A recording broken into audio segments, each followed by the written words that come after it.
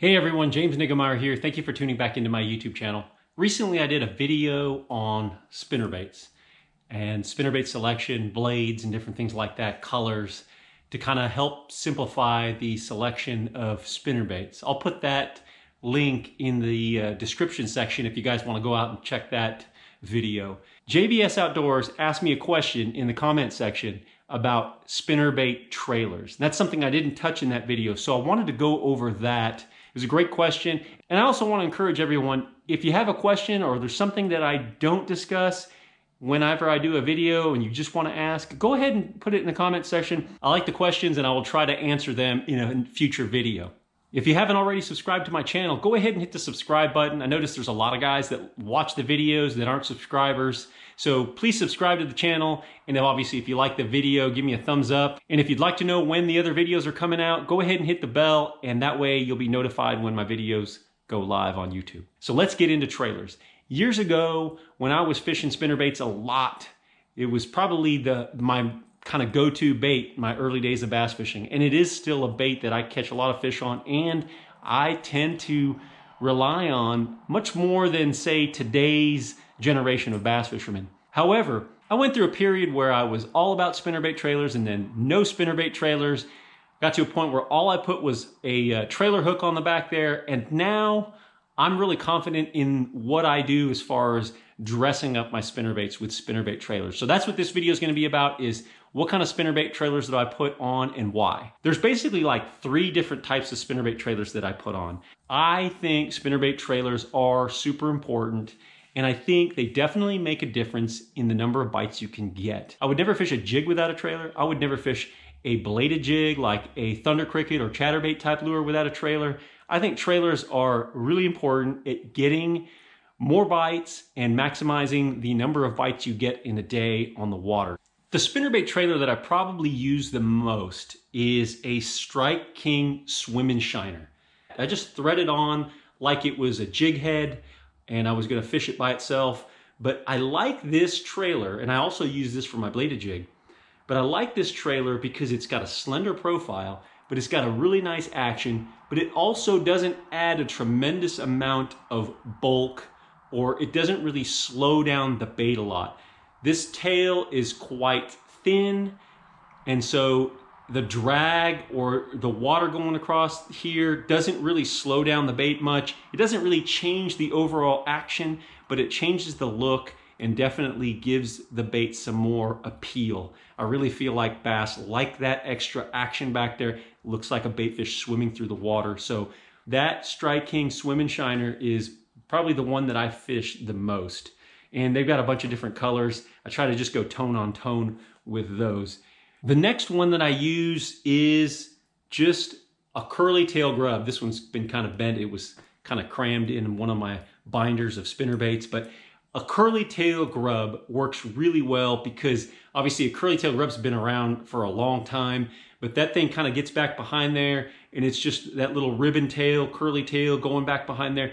It really has a lot of nice action, and again, it's super thin like the swim and shiner, so it doesn't really slow down the bait too much. It doesn't have a lot of drag, but it adds another dimension of strike attracting appeal. So you've got the blades going, you've got the skirt billowing, and then you've got that little tail back there, which pretty much everything in the water has some sort of motion as it swims through the water, whether it's a crawfish, a bluegill, a shiner, or a shad. So definitely a trailer on the back of my spinnerbait is a must-have. I rarely fish it without, unless I'm burning them. And usually when I'm burning them, then I usually put just a trailer hook on there because I don't want any drag, but there's another trailer that I like. Before I get into that, one of the things that I like about putting a trailer on my spinnerbait is, even though this is, say, a 3/8 ounce head or a 1/2 ounce head, the extra plastic acts as a weight. Even though there's no lead in it, it actually gives me more weight. And anytime I have a bait that's heavier, lure placement makes it a whole lot easier. Even if it's just a little curly tail grub like this, little plastic trailers give a little bit more overall weight to the bait, and it actually makes casting in wind and different things like that a a whole lot easier. Your casting accuracy, your pinpoint presentations, which I think a lot of times when bass are around tight to cover and they're eating spinnerbaits, that's real important in eliciting strikes from them. So there's an added benefit, not only with the visual appeal, but definitely with the weight that it adds to the bait. As far as grubs, this is just a generic grub that I got. There's several different types that you can get. I've got this little guy, there's 3-inch, there's 5-inch, but a curly tail grub is my number 2 go-to for spinnerbait trailers. And of course, the larger the grub you fish, the more it's gonna slow the bait down, because obviously that tail is gonna catch more water, and that's actually going to slow that bait down. So keep that in mind as well. Lastly, I like just a split tail trailer. There's several manufacturers that make these, and I just thread them on like this one. And of course, there's different colors that you can use in depending upon the water clarity. Your brighter colors, obviously, in the dirtier, more turbid water, and in the clearer waters, I'm using more your whites or your translucent. This is kind of a clear with sparkle flake in it.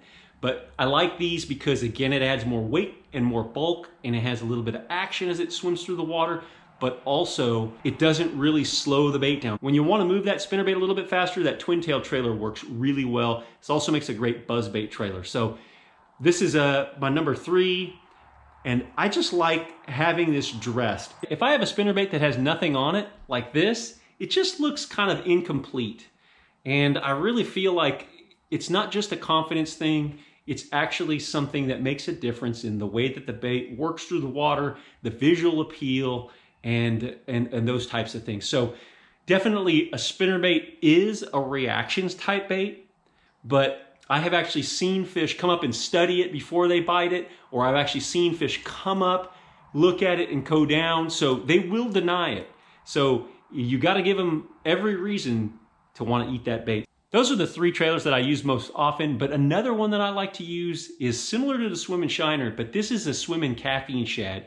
It's got a little boot tail, it's a little bit heavier, and it's got more mass on the back section. So this is a good one when I want that tail, the wagging of the tail, to slow the bait down. So when you want that bait to slow down in, say, stained water or cold water situations, I might go with a Swimmin' Caffeine Shad to kind of help slow the bait down. Think about colors as far as the water clarity, and try to enable the bass to see the bait a little bit better, but also the action is going to help with vibrations, the overall look, and then naturally you want to take into consideration how much that bait's going to slow your bait down as you're swimming it through the water. So if you're not dressing up your spinnerbait, give that a thought, give it a try. Definitely, I think it'll help you get a few more bites when you're out there throwing a spinnerbait. Again, thank you guys for tuning into my YouTube channel. If you like this video, please give me a thumbs up. Thanks for watching, and until next time, good fishing.